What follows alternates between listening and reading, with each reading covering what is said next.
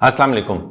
क्या आपका बच्चा बातें करते हुए हकलाता है, यानी अल्फाज को या जुमलों को तोड़ तोड़ के पढ़ता है? जैसे माँ माँ माँ माँ माँ माँ, जैसे मैं मुझे ये चीज़ चाहिए। अगर ऐसी कंडीशन है तो इसको हम कहते हैं स्टैमरिंग या स्टटरिंग। आइए हम बात करेंगे बच्चे स्टैमर किस वजह से करते हैं और इसका मौसर तरीके से आप खुद से इलाज घर पे कैसे शुरू कर सकते हैं। इसमें क्या रेड फ्लैग्स हैं, क्या ख़तरनाक अलामत हैं जब आपने डॉक्टर से रुजू करना है। मेरा नाम है डॉक्टर रिजवान गौहर। आइए आज हम बच्चों में स्टैमरिंग या स्टटरिंग के इलाज के बारे में बात करते हैं। स्टैमरिंग या स्टटरिंग स्पीच की फ्लुएंसी का एक डिसऑर्डर है जिसमें फ्लुएंटली अल्फाज बोलने में दिक्कत होती है। ख़ास तौर पे वर्ड्स बच्चा उनकी रेपिटिशन करता है, ठीक से बोल नहीं पाता, दरम्यान में इंटरप्शंस आती हैं, या फिर अगर कोई जुमला बोलने लगे तो उसमें भी इंटरप्शंस आती हैं, वो भी ठीक से अदायगी नहीं कर पाता। 2 साल से लेकर 5 साल की उम्र के दौरान स्टैमरिंग बच्चों में कॉमन होती है, लेकिन देखा यह गया कि 70 से 80% बच्चे खुद से ठीक हो जाते हैं।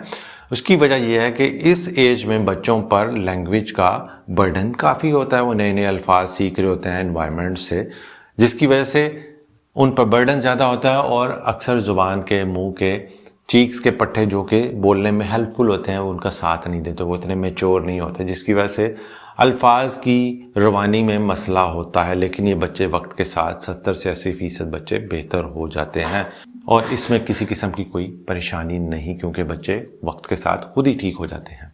हाँ, अगर आपका बच्चा 5 साल से बड़ा है, 5 साल की उम्र के बाद उसको स्टैमरिंग आई है और वो 6 माह की मुद्दत से ज़्यादा परसिस्ट कर रही है, या उसको एंग्जाइटी परेशानी हो रही है, उसके बोलने में जो मसाइल हैं उसकी वजह से उसके फेशियल एक्सप्रेशंस चेंज हो रहे हैं, बार बार फ्रस्ट्रेट होता है, तब उसको लाजमी हमने एड्रेस करना है, क्योंकि उस सूरत में उसको एक माहिर स्पीच थेरेपिस्ट की ज़रूरत है। अब देखते हैं कि स्टैमरिंग की वजह क्या है। अक्सर देखा यह गया है कि फैमिली में किसी और मेंबर को, पेरेंट्स में, मैटरनल या फादर की साइड पे कोई ना कोई स्टैमर करता है, तो ये अक्सर जेनेटिक भी होती है, यानी मौरूसी भी होती है। दूसरे नंबर पे वो बच्चे जिनमें स्पीच का डिले आता है, बोलना, बातें करना लेट शुरू करते हैं, उनमें ये स्टैमरिंग हो सकती है। तीसरे नंबर पे मैंने जैसे बताया कि बहुत जल्दी जब रैपिड लैंग्वेज डेवलपमेंट होती है तो ये स्टैमरिंग का फेज बच्चों में आ सकता है। बच्चे पे अगर बहुत ज़्यादा प्रेशर डाला जाए कि ठीक से बोलो और जल्दी से बोलो, तब भी बच्चे स्टैमर करना शुरू कर देते हैं। एक चीज़ याद रखें कि जो बच्चे स्टैमर करते हैं, इसका ये नहीं मतलब कि वो सुस्त हैं, वो लेज़ी हैं, उनका IQ ठीक नहीं या उनकी जहानत में कमी है, ऐसा बिल्कुल नहीं है। अब आते हैं मुख्तलिफ टेक्निक्स जो कि आप घर पे अपना सकते हैं ताकि आपके बच्चों की स्पीच, उनकी स्पीच की फ्लुएंसी, रवानी बेहतर हो। पहले नंबर पे हमेशा जब आप घर पे बात करते हैं तो बच्चे आपका स्टाइल कॉपी करने की कोशिश करते हैं। अगर आप तेज़ बोलेंगे तो बच्चे भी कोशिश करेंगे वो तेज़ी से सेंटेंसेस बनाएं, जिसकी वजह से अक्सर वो स्टैमर कर सकते हैं। तो कोशिश करें कि हमेशा घर पे जो आप लाइंस बोलते हैं स्लो बोलें, आहिस्ता आहिस्ता बोलें और तोड़ तोड़ के बोलें, ताकि बच्चे पे किसी किस्म का तेज़ बोलने का प्रेशर ना। ख़ास तौर पे वो बच्चे जो स्टैमर करते हैं उनके सामने हमेशा स्लोली बोलें ताकि अल्फाज में क्लैरिटी हो। मिसाल के तौर पर मुझे पानी दो। अब मुझे पानी दो को कहने की बजाय आप कहें मुझे पानी दें, मुझे पानी दें। स्लो बोलें, क्लियर बोलें। दूसरे नंबर पे हमेशा अपने बच्चे की अल्फाज, उसके सेंटेंस पूरा सुने, उसको दरमियान में इंटरप्ट ना करें। जब बच्चा कुछ बोलने की कोशिश करे तो उसके साथ आई कांटेक्ट करें और जितना भी तोड़ तोड़ के जुमला या लफ्ज़ बोले उसको फिनिश करने दें, दरमियान में इंटरप्ट ना करें। इससे उनकी एंग्जाइटी, फ्रस्ट्रेशन ज़्यादा होती है और वो ज़्यादा स्टैमर कर सकते हैं। तीसरे नंबर पे कभी भी अगर बच्चा कोई अल्फाज, कोई सेंटेंस बोल रहा है तो उसको फिनिश खुद करने दें, दरमियान में ना कहें कि क्या तुम ये कह रहे हो, क्या तुम ये कह रहे हो। इससे भी उनकी फ्रस्ट्रेशन, परेशानी ज़्यादा होती है। तो उनको अपना जुमला फिनिश करने दें, चाहे वो जितना भी वक्त लें, उनको प्रेशराइज मत कीजिए। चौथे नंबर पे बच्चे पे इस चीज़ का प्रेशर ना डालें कि ठीक से बोलो, जल्दी बोलो, सही नहीं बोल रहे हो। इससे भी उसकी परेशानी में इजाफा होगा। तो कभी भी बच्चे को प्रेशराइज ना करें कि वो ठीक से बोले, ये उसके इख्तियार में नहीं, लेकिन वक्त के साथ जितना आप उसको वक्त देंगे, जितनी उससे प्रैक्टिस करवाएंगे, वो बेहतर हो जाएगा। सो आपने एक रिलैक्स्ड किस्म का एनवायरनमेंट जिसमें उसकी स्पीच अच्छे से डेवलप हो सके आपने क्रिएट करना है, ना कि कोई प्रेशर कुकर में बच्चे को डाल के उसे बुलवाना है। कोशिश करें रोज़ाना 1 to 1 बैठ के पेरेंट्स में से, माँ में से, बाप में से, अगर कोई बड़ा बहन भाई है तो बच्चे के सामने आमने सामने बैठ के आई कांटेक्ट करके रोज़ाना उससे 10 से 15 मिनट बातें करें। अमूमन कोई ना कोई स्कूल की बात कर लें, टॉयज़ की बात कर लें, एक्टिविटीज़ की बात करें, दोस्तों की बात करें, किसी पार्टी की बात करें। उसके सामने 1 to 1 बैठ के रोज़ाना 10 से 15 मिनट बातें करें, उसको वक्त दें। इससे भी उसकी स्पीच की फ्लुएंसी बेहतर होगी। उसके बाद अगर बच्चे से आपने कोई सवाल पूछना है तो उस पर बम्बार्डमेंट नहीं करनी। क्या खाया, क्या पिया है, आज क्या एक्टिविटीज़ थी। एक वक्त में एक सवाल पूछें, स्लो बोलें, क्लियर बोलें और उसको पहले उसका आंसर करने दें और उसका आंसर पूरा आपने सुनना है। फिर दूसरा सवाल करें और उसको आंसर करने दें। फिर तीसरा, तो उस पर सवालात की बौछार आपने नहीं करनी, क्योंकि उससे उसकी एंग्जाइटी ज़्यादा होगी और उससे ठीक से बोला नहीं पाएगा और उसकी स्टैमरिंग मज़ीद ज़्यादा हो सकती है। उसके बाद आ जाता है स्टोरी टेलिंग। कोशिश करें कि स्टोरी टेलिंग की आदत लाजमी डालें। रोज़ से 10 से 15 मिनट बच्चे के साथ बैठें और स्टोरी टेलिंग करें। कोई उसको पिक्चर वाली बुक्स दे दें, कुछ शेप्स वाली बुक्स दे दें, कोई एनिमल्स वाली, कोई प्लांट्स वाली, और उसे कहें कि बताइए कि ये क्या है, ये क्या शेप है, ये क्या फ्रूट है, ये बच्चा इस तस्वीर में क्या कर रहा है, ये कौन सा एनिमल है। तो इस तरह उसको डिस्क्राइब करने दें। इससे उसकी स्पीच, बोलने का अमल ज़्यादा बेहतर होगा। जब बच्चे में कॉन्फिडेंस आएगा, बोलने का अमल उसका मज़ीद बेहतर होगा और ये सब चीज़ें प्रैक्टिस से ही मुमकिन है। अब आते हैं मुख्तलिफ तरह की जो स्पीच की, बोलने की एक्सरसाइजेज हैं। उनमें लिप्स का रोल होता है, ज़ुबान का, और चीक्स का रोल है। तो मुख्तलिफ तरह की एक्सरसाइजेज आप जो घर पे कर सकते हैं।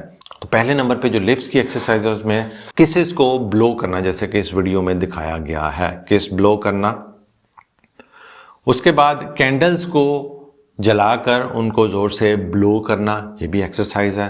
तीसरे नंबर पे लिप्स के दरमियान में एक स्ट्रॉ डाल के उसको पिक करना, उसको उठाना। ये तमाम लिप्स की एक्सरसाइजेज हैं। उसके बाद अगर देखें टंग की एक्सरसाइज, तो बच्चे को कहें कि ज़ुबान अपनी बाहर निकाले मुंह से और फिर अंदर ले जाए। उसके बाद ज़ुबान को दाएं जानिब चीक्स के अंदर टच करें, फिर बाएं जानिब। उसके बाद अपनी ज़ुबान को मुंह से निकाल के कोशिश करें अपनी नाक को टच करें और कोशिश करें अपनी चिन को टच करें। ये है उसकी ज़ुबान की एक्सरसाइजेज। तीसरे नंबर पे आ जाती हैं चीक्स के मसल की एक्सरसाइजेज। उसे कहें मुंह में हवा भरे, जैसे बलून में हवा भरते हैं, या उसको आप सिंपल बलून ले दें और उसे कहें उसमें हवा भर के दिखाए। उसके अलावा मुंह के अंदर हवा भर कर उसको दाएं बाएं करें चीक्स के अंदर। इस तरीके से रोज़ाना 10 से 15 मिनट उसको ये ज़ुबान की, लिप्स की और चीक्स की एक्सरसाइज कराएं, क्योंकि ये तमाम उसके अगर मसल स्ट्रांग होंगे एक्सरसाइज के थ्रू तो उसके बोलने का अमल भी बेहतर होगा और उसकी स्टैमरिंग कम होगी। एक बहुत अच्छी एक्सरसाइज है ब्लोइंग बबल्स। तो अगर ये बबल्स आप उसको रोज़ाना दें और उसको ब्लो करें या बलून्स में हवा भरे, इससे भी उसकी स्पीच का अमल बेहतर होगा। एक और एक्टिविटी है जिससे बच्चों की स्पीच बड़ी जल्दी बेहतर होती है कि एक मिरर टॉकिंग। शीशे के सामने खुद भी बैठें और बच्चे को भी बिठाएं। बच्चा आपको देख सके, आप बच्चे को देख सकें, और फिर शीशे के सामने बैठकर उसके साथ बातें किया करें, जैसे माँ माँ माँ माँ, बा बा बा बा। अब वो जब आपको देखेगा और आपके लिप्स की या आपके फेशियल एक्सप्रेशंस की मूवमेंट देखेगा तो वो उसको अच्छे तरीके से कॉपी करेगा, तो उसके बोलने का अमल बेहतर होगा। इसको कहते हैं मिरर टॉकिंग। तो मिरर टॉकिंग वाली टेक्निक को लाजमी अपनाइए। उसके अलावा एक गेम आती है कि पिक्चर नेमिंग गेम। अब आप मुख्तलिफ तरह की बुक्स ले लें, उसमें एनिमल्स हैं, उसमें वेजिटेबल्स हैं, उसमें फ्रूट्स हैं, उसमें कुछ शेप्स हैं। तो बच्चे को कहें कि इसको डिस्क्राइब करें कि ये क्या है, ये एप्पल है, ये बॉल है, ये कैट है। इन चीज़ों से उसकी स्पीच की फ्लुएंसी बेहतर होती है, उसकी लैंग्वेज बेहतर होती है। जो चीज़ें आपने हरगिज़ नहीं करनी, बच्चे को डांटना नहीं है ठीक ना बोलने पर, उसको प्रेशराइज नहीं करना, उसको परेशानी नहीं देनी, उसको आप में से या घर वालों में से कोई बुली ना करे, यानी सोशल गैदरिंग में या इवन अकेले में भी उसका कोई मजाक, उसके बोलने के अमल के जो तर्ज है उसका मजाक कोई ना उड़ाए। उसको तेज़ बोलने पर मजबूर मत करें और उसको अपने सिबलिंग्स, बहन भाइयों के साथ कंपेयर मत कीजिए। अगर आपका बच्चा 5 साल से बड़ा हो गया है, अगर आपके बच्चे की स्टैमरिंग 6 माह हो गया और उससे ज़्यादा हो गई है, तब आपने लाजमी स्पीच थेरेपिस्ट से रुजू करना है। स्पीच लैंग्वेज पैथोलॉजिस्ट वो माहिर बंदा या बंदी होती है जो कि उसकी स्पीच पे काम करेगा through exercises, through different techniques, और उनसे वो टेक्निक्स आप भी सीख कर घर पे अप्लाई कर सकते हैं। तो एक स्पीच थेरेपिस्ट से मिलें और उनके साथ फॉलो अप रखें। बोलने के अमल में दवाइयों का कोई ख़ास रोल नहीं होता, ये एक्सरसाइजेज के थ्रू ही पॉसिबल है और स्पीच थेरेपी के थ्रू ही पॉसिबल है। उम्मीद है ये मालूमात आपके लिए फ़ायदेमंद होंगी। अपना बहुत बहुत ख्याल रखें, भाई को दुआ में याद रखें। अल्लाह हाफ़िज़।